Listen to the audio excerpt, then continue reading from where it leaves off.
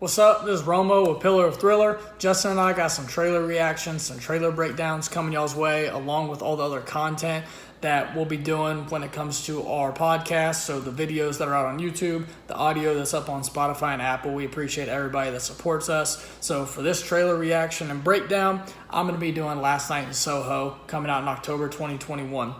A lot of buzz around this film. I've seen a lot of buzz on Reddit, a lot of buzz just in the comments of the trailer, which is really exciting. I saw this trailer again. I had seen it before. I saw it again in the Quiet Place trailers leading up to A Quiet Place 2 this past weekend.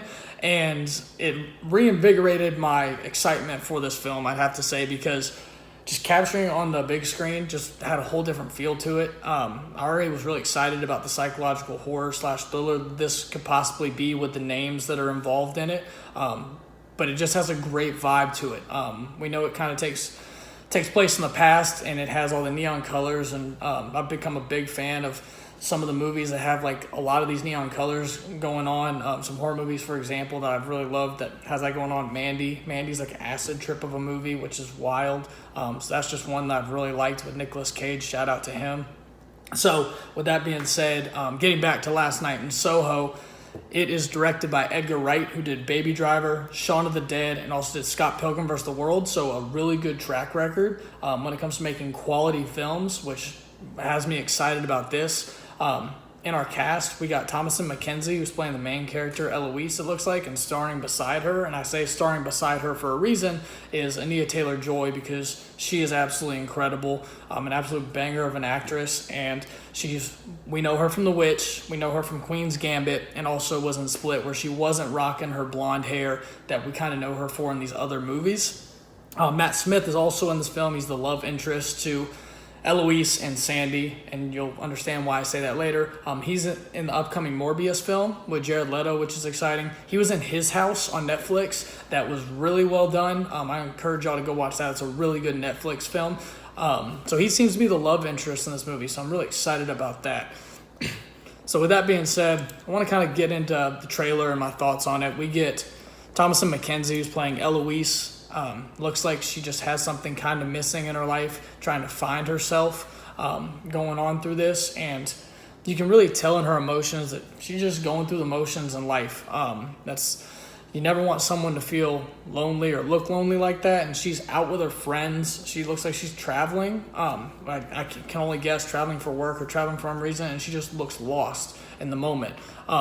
So we get through the first little bit of the trailer where you see that just something isn't right in her life, and we find out she idolizes this singer from the 60s, Sandy, who's played by Anya Taylor-Joy. And Anya Taylor-Joy was a big-time singer in shows in the 60s based on the meta that this film establishes. And we get Thomasin McKenzie wakes up, and she's walking through an alleyway, and she's kind of bumming it. She's got her hoodie on, and walking up, and we know it's in the 60s because we have Sean Connery, Thunderball 1965 was what I saw when that film was released. So, again, this has to be 1965, 1966. And the doors open for her, so I'm like, well, why are these people opening the doors for her? She's in a hoodie, like kind of bumming it a good bit. And that gets explained to us when we see Anya Taylor-Joy as Sandy in the reflection, just dressed to the nine, hair done, makeup done, everything done, and she's mimicking Eloise's actions in the mirror. And so it kind of gives us the feel, okay, well, looks like they're going to be living parallel lives, or that Thomasin McKenzie as Eloise is now in the past taking on this persona of Sandy, which, being her idol, we see through her drawing her. She seems to have interest in fashion design, and I believe the plot said she's has a passion for fashion design also, which is where I got that originally, and I didn't connect 1 + 1 = 2 until after I had read that. So thank you to the plot on IMDb. I should have been able to infer that anyway, but I'm not that smart apparently. So she idolizes Sandy, and she's living this life. So we see all the good stuff. We see her love interest with Matt. We see basically her living the dream of being this singer and all that. And so we get a montage of singing and dancing that looks like all sunshines and rainbows. And then now you cut to almost a show that Sandy is singing at, and there's nobody in the stands, like nobody in the seats, and kind of take a turn in the trailer right here. We got a ghost that's in a corner, and the ghost being in the corner kind of puts in my mind like, okay, well, is this something being haunted from the past, where the past has come back to haunt her, since she is kind of living in the past, or not kind of, she is living in the past as Sandy right now. So that was my guess, and I'm like, okay, well, she's getting all these benefits from being in the past. Like, she's living this glamorous life. She's living out her dream of being Sandy, and obviously hard contrast from what we saw in the first little moment of the film where she's showing how lonely she is.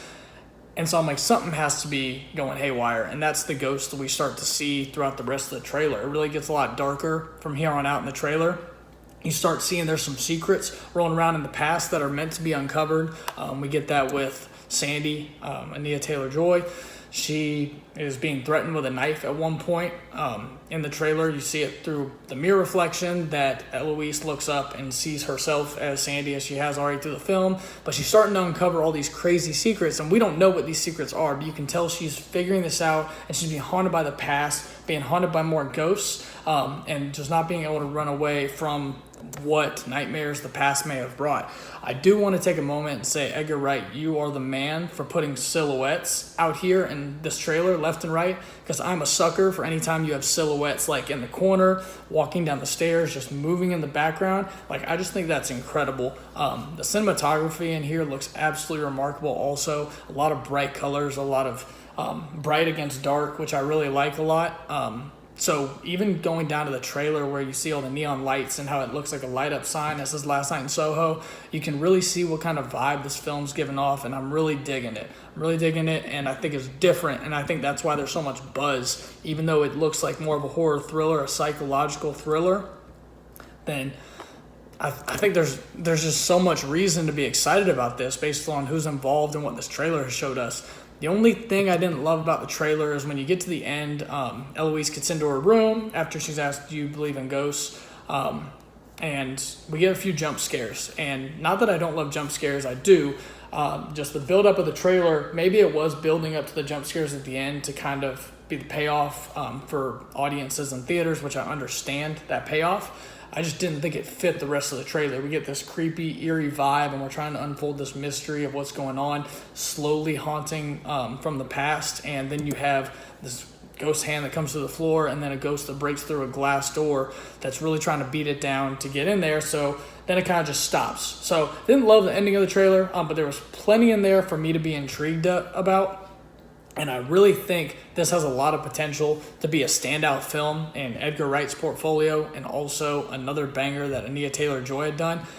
And I apologize, I just don't know too much about Thomasin McKenzie and maybe what else she's been in besides what I've been covering with old 2021 and the research I've done there. I did see she's a New Zealand actress, but I already like what I've seen from this trailer and the other trailer I saw her in. So I think this is going to be really good. I'm really excited about this. Like I said, I reinvigorated my excitement for this film, seeing the trailer in theaters, and I think it's super promising. It doesn't look super scary, which is fine to me. It can be fantastic. It can be a great psych thriller, psych horror, psych thriller, whatever you want to call it. I think it can really be great in its own way because it looks so unique, in my opinion. We've done time hops in films where someone's in the past, but being in the past, living a parallel life to your idol, and then having some bad things come back from it, some bad things being uncovered. I think just there's a lot to really look forward to with this film. So with that being said, I'm really pumped about it. Like I said, only the ending was the only quirk of the trailer that I had, but I understand the reasoning for it. So let me know what y'all think about this trailer. Let me know if you're really excited about this film too.